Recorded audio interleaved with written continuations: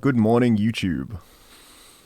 So I'm here today on my SM7B microphone, which I haven't had to use for a while, but I hadn't used my wireless microphone for so long that the battery went dead. So it's been a little while since I made a YouTube video. And I think a big part of why that is that I started to psych myself out a little bit about whether I was bringing enough to the table, if you like, which is, I think, something that everybody goes through on some level, whether it's with the art they're making or with the person that they're trying to be or the person that they're trying to be with. So this is what this is about that. When I woke up this morning, I started to remember a dream that I'd had the night before. And the dream was sort of quirky, like most dreams tend to be, but the bottom line of it was that I met someone who loved me for who I am. And I'd sort of forgotten about this a little bit. I think we all hear about true love. And many of us, as we get older, I think, start to become a little bit jaded about whether such a thing could be real. But this dream had the property of giving me the insight that it very much is real. And so the girl in the dream, I'm not sure that she's real. Like, I don't think I'm necessarily going to meet her, literally. But the really important thing about this was that in the dream, she was into me from the get-go, but I wasn't that into her. And the reason for that is that I could perceive her flaws. And I've been conditioned, I think, slowly but surely, to see the dating world as an extension of the marketing world. And this dream was kind of a slap in the face to me as to how antithetical that is to romance. So that's why this video is called something like What It Feels Like to Be a Romantic, as a kind of a spiritual successor to What It Feels Like to Be a Mystic. So I perceived her flaws, and that meant that at the beginning of the kind of emotional arc of this dream, I believed that I didn't love her as much as I could potentially love someone, right?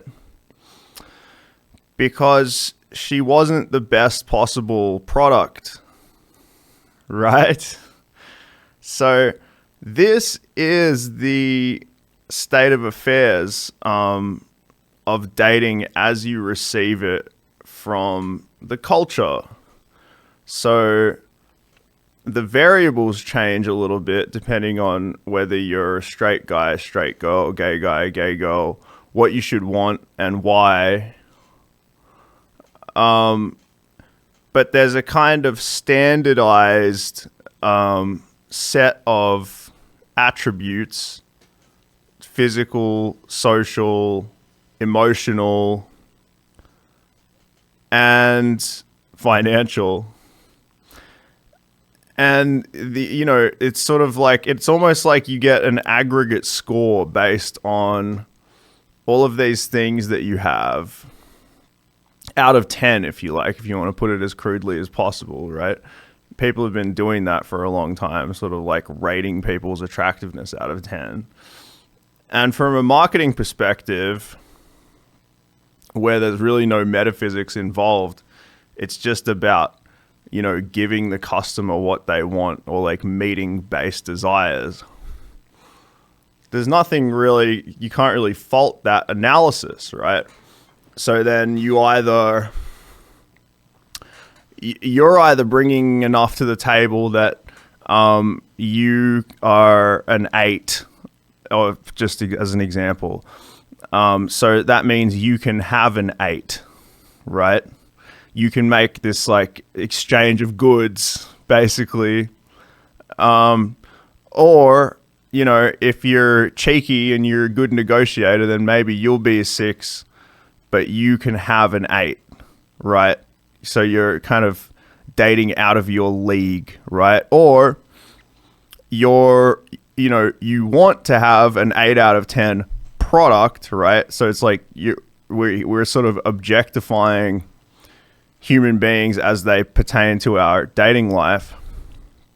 You want to have a product or an object of a certain quality, but you are realistic enough to say, okay, I'm not going to be able to acquire that thing, which is a human, so I'm going to settle for less, right?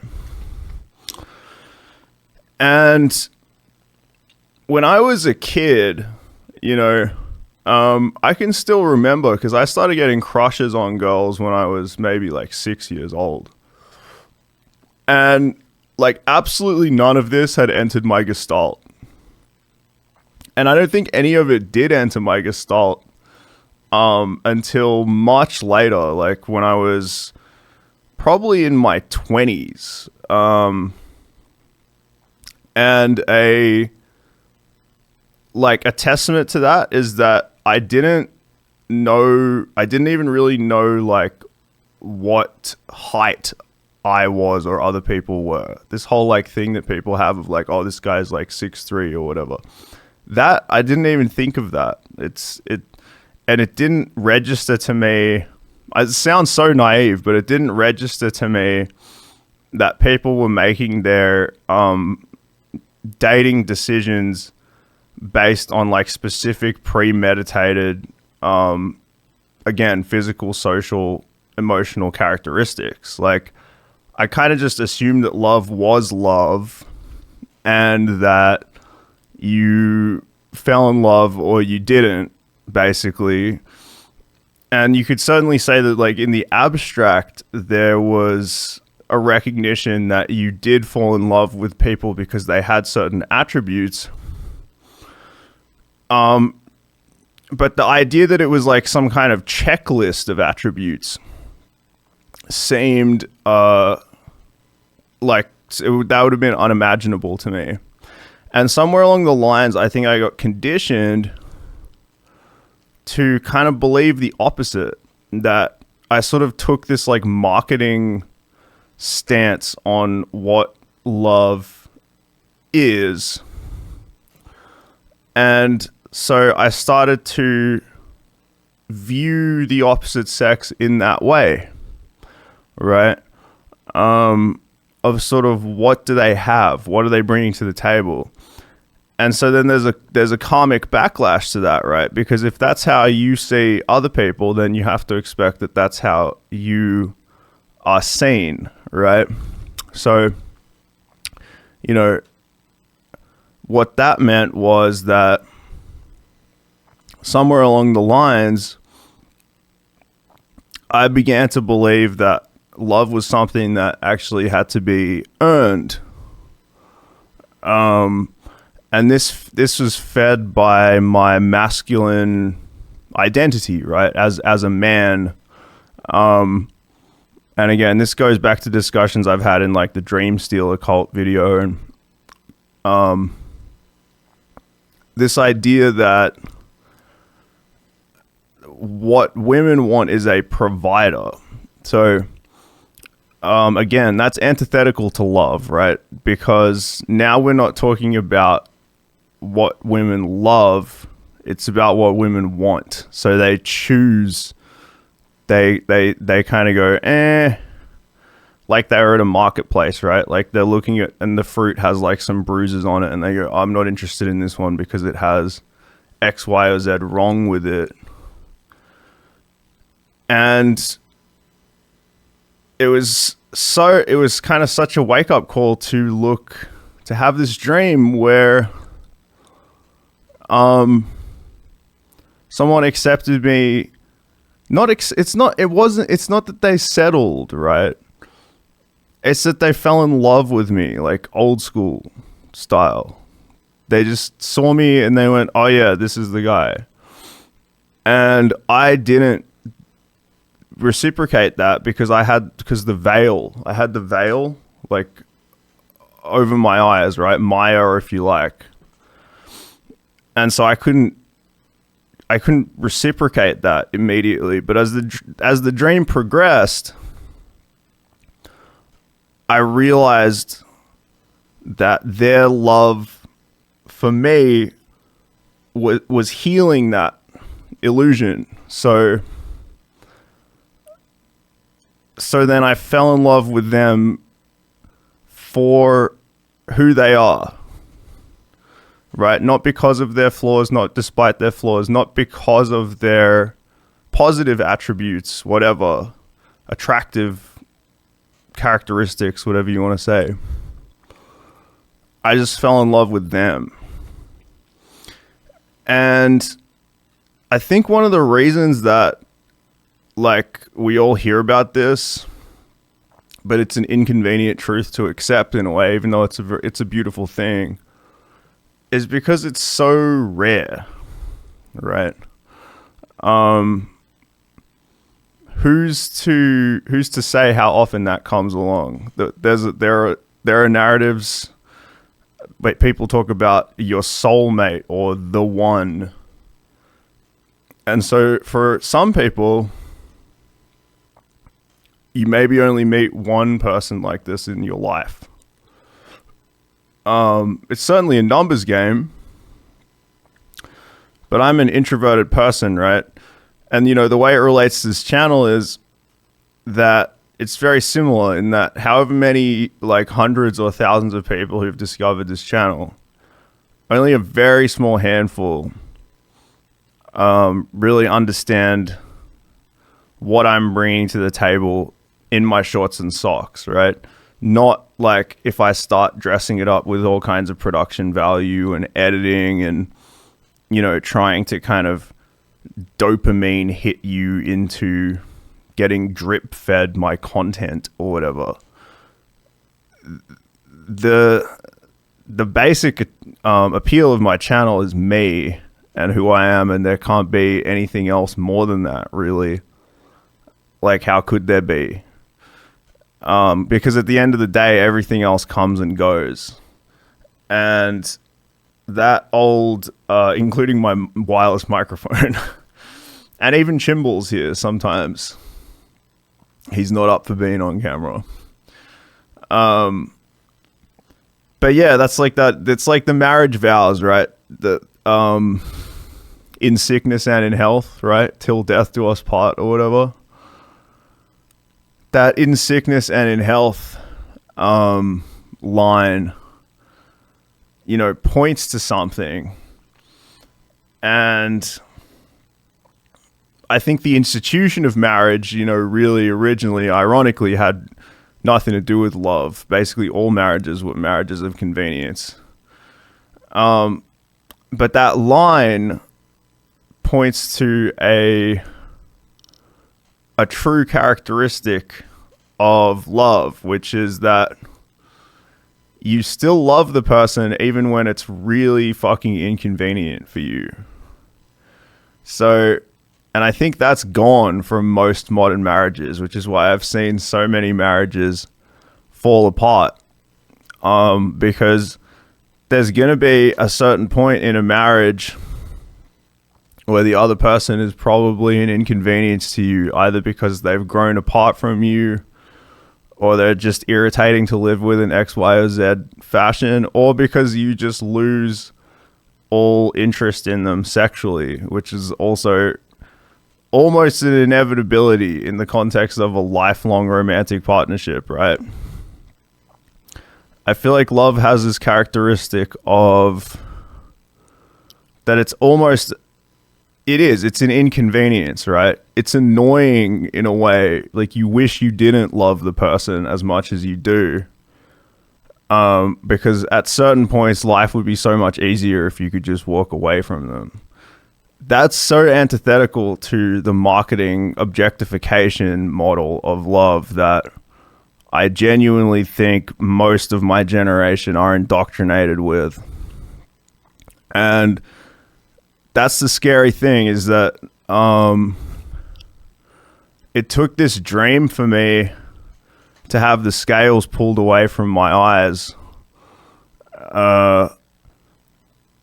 Really, by God, I can't use any other word for it. And I think that's what if you want to know how it feels to be a romantic in the classical sense, like the kind of ideological spiritual movement that was going on in the 18th and 19th centuries, then you can watch my video, how it feels to be a mystic. Because I think having a direct contact with divinity through the everyday world, that's really what being a classical romantic is. But you can see in this video, I'm more talking about a romantic in the sense of believing in true quote unquote love, right? But to go back to what I was saying, the scary thing is that it took this dream to pull the wool away from my eyes, to pull the scales up from my eyes. And it wasn't all at once. Like, love was there in front of me, but it took time for me to actually see it because I'd been so indoctrinated. And so that tells me something about the quest that I'm on. Like, if I am indeed looking for a life partner or a love partner, then there's every chance that the same will be true in the inverse. That I will love them immediately, if not very soon after meeting them, but they may not love me for a long time after that, right? And if you are a romantic, this is another reason that people become jaded with the whole concept and sort of steel their heart against it, is that if you aren't careful, what you do is you just think you're falling in love, or you are falling in love over and over again with all the wrong people. And I say the wrong people in the sense that they have no capacity to love you in that way, right? To love you back. And I think then that feeds you back into the loving arms of the marketing model of love, where you think, oh, well, if I just am better looking or richer or whatever, then I'll have better chances. Next time I fall in love, it'll be a greater chance that they'll fall in love with me. But that cynicism will inevitably infect that relationship, which is what you hear a lot of, successful people. It's a bit of a cliche that they say, well, now I'll never know, now that I have all of this material success, I'll never know if my partner loves me for me or for my material success. And you can see that in the marketing model, there is no distinction. It's kind of laughable that there could be a distinction, because the metaphysics of love has nothing to do with it. Love is, from that perspective, a market appraisal of value. So you are lovable on a scale of 1 to 10, and it varies, right? Your love can appreciate or depreciate in value depending on your circumstances, right? So as you age, or if you get poor or whatever, then your lovability can wax and wane. that I got shown last night, that's not what love is. So maybe that's the message of the video. Firstly, I just had to make a video to kind of remind myself that I could and should. But also, I think there are some people, especially people my age and younger, who need to hear that true love is a real thing. It's a very rare thing. So you can't just go out on weekends and fuck someone and expect that to reliably amount to anything. So that makes it frustrating because you have to have like an exquisite degree of patience if that's really what you want and you don't really want anything else. You might spend a fair amount of your life alone. But the upshot is that the society, like, mind virus that's going around, that you are basically an object, and it's sort of like mutual. It's like dating as mutual sex objectification, right? That's all bullshit, or at least it's only as true as you allow it to be true in your life. If you can set aside your desperation to be with someone, if you can arrive at a level of mental discipline that permits you to go without a romantic partner for an extended period of time, if need be, then I think you can actually buy out of that game and start to see with a greater level of clarity. And I think if you ask the universe or God or whatever, and even if you don't ask, if that's genuinely what you're seeking in your heart, then there are psychological mechanisms inside you that will start to undo some of the damage that the culture has done. And I really wish that for you, because it kind of felt like when I woke up this morning, like it was the first day of the rest of my life. You know what I mean? Somehow, no one really knows what dreams are for, or like, I think they have a lot of functions, but sometimes they are like the therapy that you could never get anywhere else. So hopefully I can sort of pass that on to you somewhat. And it's okay if you don't agree. Like, there's still a part of me that doesn't agree. I know it's not simple, and I know that from the perspective of a realist, things like this can seem kind of like nothing more than a delusion, right? Or copium, as people call it.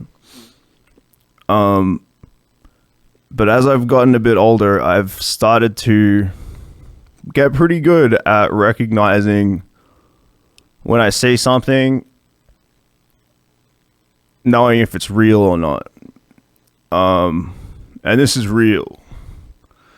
I think true love, as we were raised with in all the bullshit, looking, prince and princess Disney type nonsense, is in fact real. There's a grain of absolute reality to that, which is why it's so appealing. It's not convenient. You would think it's appealing because it's a convenient thing to believe, but the more you think about it, the more you realize it's not convenient. It's very inconvenient, but it's also true, and it's also what people actually need.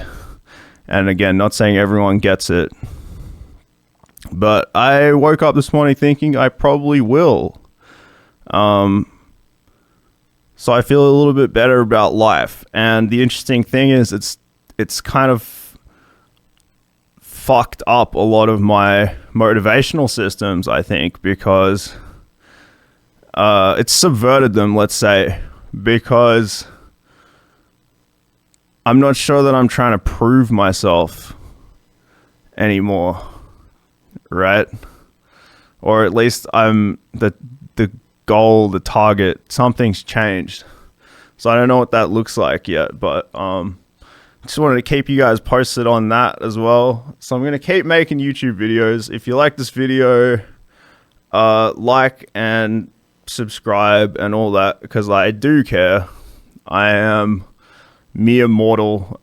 If I keep like pouring my heart and soul into something and it goes nowhere, it is disheartening. That is something that I will graciously admit. So do what you can to support me or support my ego or whatever part of me feels like I deserve something for all of these words pouring out of my mouth.